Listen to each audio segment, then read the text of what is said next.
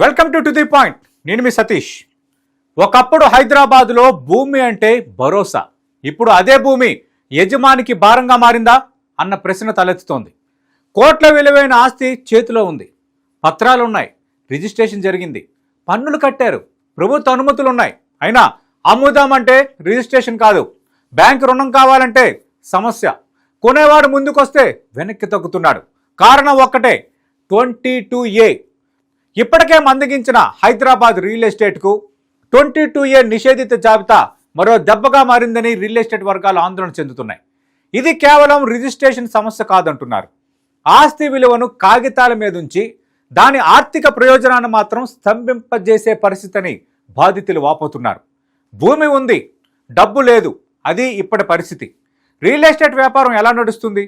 ఒక వ్యక్తి భూమి కొంటాడు, డెవలపర్ దాన్ని అభివృద్ధి చేస్తాడు, కొనుగోలుదారుడు ప్లాట్ కొంటాడు, బ్యాంకు రుణం ఇస్తుంది, రిజిస్ట్రేషన్ జరుగుతుంది, డబ్బు చేతులు మారుతుంది. అంటే భూమి నుంచి డబ్బు, డబ్బు నుంచి వ్యాపారం, వ్యాపారం నుంచి ఉపాధి, ప్రభుత్వానికి ఆదాయం ఇలా సైకిల్లా తిరుగుతుంది. 22A వివాదం వచ్చి ఈ గొలుసులో ఒక చోట తాళం పడితే మొత్తం చక్రమే ఆగిపోతుంది. ఇప్పుడు హైదరాబాద్ రియాలిటీలో జరుగుతోంది ఇదే అన్నది ఆ వర్గాలు చెబుతున్న మాట. ఆస్తి నాదే కానీ అమ్ముకోలేను. ఇది సామాన్యుడికి అర్థమయ్యేలా చెప్పాలంటే, ఒక వ్యక్తి జీవితాంతం సంపాదించిన డబ్బుతో ఇల్లు కొన్నాడు, ప్రభుత్వానికి స్టాంప్ డ్యూటీ చెల్లించాడు, రిజిస్ట్రేషన్ చేయించుకున్నాడు, ఏళ్ల తరబడి పన్నులు కట్టాడు. ఇప్పుడు పిల్లల పెళ్లి కోసం లేదా అప్పు తీర్చేందుకు ఆ ఇల్లుని అమ్మాలనుకున్నాడు. కొనేవాడు వచ్చాడు, డబ్బు కూడా సిద్ధం. కానీ సబ్ రిజిస్ట్రార్ కార్యాలయంలో ఒకటే సమాధానం, నీ భూమి 22Aలో ఉంది, రిజిస్ట్రేషన్ చేయలేం. అక్కడే ఆస్తి యజమాని జీవితంలో మరో అధ్యాయం మొదలవుతోంది. రెవెన్యూ కార్యాలయం, తహసీల్దార్, కలెక్టరు, NOC, మళ్ళీ సబ్ రిజిస్ట్రార్, ఆస్తి మాత్రం ఇంట్లోనే ఉంది. యజమాని మాత్రం కార్యాలయాల చుట్టూ తిరుగుతున్నాడు. అమీన్పూర్కు చెందిన శ్రీనివాస్ అనుభవం ఈ సమస్య తీవ్రతను చూపుతోంది. జీవితాంతం కూడబెట్టిన 20 లక్షలు, బ్యాంకు నుంచి తెచ్చిన మరో 40 లక్షలు, మొత్తం 60 లక్షలతో 180 గజాల ఇల్లు కొనుగోలు చేశాడు. కొనుగోలు సమయంలో ఆస్తి 22Aలో లేదని సీల్ డీడ్లో స్పష్టంగా ఉందని ఆయన చెబుతున్నాడు. ఇప్పుడు అదే ఇల్లు అమ్ముదామంటే 22Aలో ఉందని రిజిస్ట్రేషన్ చేయడం లేదు. కొనుగోలుదారుడు కూడా వెనక్కి తగ్గాడు. బ్యాంకు రుణానికి వడ్డీ మాత్రం కొనసాగుతోంది. ఆయన ప్రశ్న సూటిగా ఉంది. ప్రభుత్వమే రిజిస్ట్రేషన్ చేసే డాక్యుమెంట్ ఇచ్చింది. ఇప్పుడు అదే డాక్యుమెంట్కి విలువ లేకపోతే మధ్యతరగతి మనిషి ఏం చెయ్యాలి? ఇదే 22A వివాదంలో అసలు విషాదం. అమీన్పూర్కు చెందిన రాజేష్ కుమార్ అనుభవం మరో ప్రమాదాన్ని చూపుతోంది. 2017లో కొనుగోలు చేసిన ఇంటిని తర్వాత విక్రయించారు. కొనుగోలుదారుడి రుణ ప్రక్రియ కూడా ముందుకు వెళ్ళింది. కానీ రిజిస్ట్రేషన్ సమయంలో ఆ ఆస్తి 22Aలో ఉందని అధికారులు చెప్పడంతో ప్రక్రియ నిలిచిపోయిందని ఆయన చెబుతున్నారు. ఇప్పుడు పరిస్థితి ఏమిటి? అమ్మిన వ్యక్తి డీల్ పూర్తయిందనుకున్నాడు, కొన్న వ్యక్తి EMI కడుతున్నాడు, కానీ ఆస్తి మాత్రం అతని పేరుపై లేదు. ఇలాంటి లావాదేవీలు పెరిగితే అది రేపటి న్యాయ వివాదాలకు విత్తనాలుగా మారే ప్రమాదం ఉందని ఆందోళన వ్యక్తం చేస్తున్నారు కొందరు. 22Aతో పాటు ULC సమస్య కూడా రియాలిటీని మరింత ఇరుకున పెడుతోందని బాధితులు వాపోతున్నారు.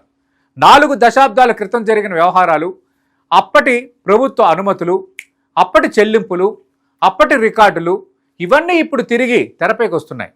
ఆ కాలంలో ప్రభుత్వం ఫీజులు తీసుకొని అనుమతులు ఇచ్చిందని బాధితులు చెప్తున్నారు. ఇప్పుడు మాత్రం అదే భూములు ULC పరిధిలో ఉన్నాయని పేర్కొంటూ లావాదేవీలకు ఆటంకాలు ఎదురవుతున్నాయని ఆవేదన చేస్తున్నారు. అక్కడే మరో ప్రశ్న వస్తోంది. ప్రభుత్వ రికార్డులో ఉన్న లోపానికి దశాబ్దాల క్రితం ఆస్తి కొనుగోలు చేసిన వ్యక్తి ఎందుకు మూల్యం చెల్లించాలి సార్? ఇప్పటికే రియల్ ఎస్టేట్ రంగం మందగమనాన్ని ఎదుర్కొంటోందని వ్యాపారులు చెబుతున్నారు. హైడ్రా చర్యల తర్వాత కొనుగోలుదారుల్లో భయం పెరిగిందన్నది వారి వాదన. చెరువు దగ్గర ఉందా, FTLలో ఉందా, బఫర్ జోన్లో ఉందా, రేపు కూల్చేస్తారా అన్న అనుమానాలతో కొందరు కొనుగోలుకు వెనకాడుతున్నారని రియాల్టర్లు చెబుతున్నారు. ఇప్పుడు 22A మరో ప్రశ్న తెచ్చింది. కొన్నా రేపు రిజిస్ట్రేషన్ అవుతుందా అంటే కొనేవాడికి భయం, అమ్మేవాడికి ఆంక్ష, డెవలపర్కు అప్పు, మార్కెట్కు లావాదేవీ లేదు. ఇదే రియల్ ఎస్టేట్ వర్గాలను తీవ్ర ఆందోళనకు గురిచేస్తోంది. ఒక డెవలపర్ భూమి తీసుకుని వెంచర్ వేస్తాడు, అనుమతుల కోసం ప్రభుత్వ కార్యాలయాల చుట్టూ తిరుగుతాడు, ఫీజులు చెల్లిస్తాడు, లేఅవుట్ అనుమతులు కూడా తీసుకుంటాడు, రోడ్లు వేస్తాడు, డ్రైనేజ్ ఏర్పాటు చేస్తాడు, బ్యాంకు నుంచి రుణాలు తీసుకుంటాడు. ఆ తర్వాత ప్లాట్లని అమ్ముతాడు. కానీ ఆ ప్లాట్లు అమ్మే దిశలో 22A ఉంది అంటే పెట్టుబడి మొత్తం అక్కడే ఇరుక్కుపోతుంది. వడ్డీ మాత్రం పెరుగుతుంది. శంషాబాద్ ప్రాంతానికి చెందిన ఒక డెవలపర్ చెప్పినట్టు ప్లాట్లు అమ్ముకోకపోతే వ్యాపార రుణాలు తీర్చడం కష్టమవుతోంది.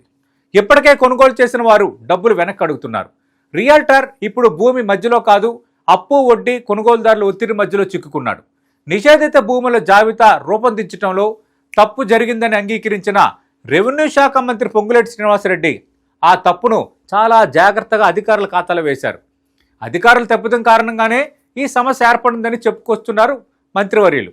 మరి గత జీవోల ఉత్తర్వులు పట్టించుకోకుండా నిషేధిత జాబితాను రూపొందించారని హైదరాబాద్, రంగారెడ్డి, మేడ్చల్, సంగారెడ్డి జిల్లాల పరిధిలో ఈ సమస్య ఎక్కువ ఉందని చెప్తున్నారు కదా. ప్రైవేట్ భూములు సైతం నిషేధిత జాబితాలో చేరాయని మంత్రి చెప్తున్నారు కదా. మరి తప్పును సవరించి వాటికి సంబంధించిన ఉత్తర్వులను అప్లోడ్ చేస్తున్నామని చెప్పారు కదా. ఈ మాట చెప్పి రోజులు గడుస్తున్నాయి, సమస్య మాత్రం పరిష్కారం కాలేదు.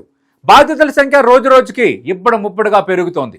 ఈ జీవోలు, మెమోలు అప్లోడ్ చేయని కారణంగా 35,000 నుంచి 38,000 పార్సిల్స్ నిషేధిత జాబితాలోకి వచ్చాయి. 22A బాధితులకు ముఖ్యమంత్రి రేవంత్ రెడ్డి భరోసా ఇచ్చారు. ప్రజలెవరూ ఆందోళన చెందాల్సిన అవసరం లేదని అన్నారు.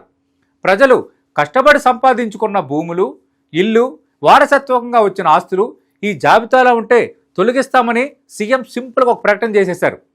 ఎవరైనా కొనుగోలు చేసిన భూమి ఏదైనా కారణం వల్ల 22Aలో పడిపోయినా ఆ భూమి ఎక్కడికి పోదని అధికారులతో మాట్లాడి రిజిస్ట్రేషన్ అయ్యేలా చూస్తామని భరోసా ఇచ్చేశారు. ప్రభుత్వ భూములను కాపాడాల్సిందే, చట్టపరంగా నిషేధిత భూములను రిజిస్ట్రేషన్ నుంచి నిరోధించాల్సిందే. కానీ అదే సమయంలో చట్టబద్ధంగా కొనుగోలు చేసి దశాబ్దాలుగా అనుభవిస్తున్న ప్రైవేట్ ఆస్తులను కూడా రక్షించాల్సిందే. ఈ రెండింటి మధ్య సమతుల్యతే ఇప్పుడు అసలు పరీక్ష. ఒక తప్పు సర్వే నెంబరు, ఒక తప్పు ఎంట్రీ, ఒక పాత రికార్డు, ఒక సమగ్ర నిషేధం ఒక కుటుంబం జీవిత పొదుపును ప్రమాదంలో నెట్టేయవచ్చు. ఇప్పుడు అదే జరుగుతోంది. హైదరాబాద్ రియాలిటీకి ఇప్పుడు కొత్త భూమి అవసరం లేదు. ముందుగా ఉన్న భూములపై భరోసా కావాలి. కొనేవాడికి భరోసా కావాలి. అమ్మేవాడికి రిజిస్ట్రేషన్ హక్కు కావాలి. బిల్డర్కు స్పష్టమైన టైటిల్ కావాలి. బ్యాంకు భద్రత కావాలి. ప్రభుత్వానికి ఆదాయం కావాలి. ప్రజలకు తమ ఆస్తిపై నమ్మకం కావాలి. ఇవన్నీ ఉన్నప్పుడే రియల్ ఎస్టేట్ బతుకుతుంది. అందుకే బాధితులందరూ కలిసి ఒకే ప్రశ్న వేస్తున్నారు. ప్రభుత్వ భూములను కాపాడే పేరుతో చట్టబద్ధమైన ప్రైవేట్ ఆస్తుల లావాదేవీలను కూడా శాశ్వతంగా స్తంభింపజేస్తారా? లేక తప్పులు ఎక్కడ జరిగాయో గుర్తించి చట్టబద్ధమైన ఆస్తులను వెంటనే ఊపిరి పోస్తారా? రియాలిటీ ఇప్పుడు కోరుకుంటున్నది రాయితీలు కాదు సార్, బతికే అవకాశం. ఇది వాటి టు ది పాయింట్.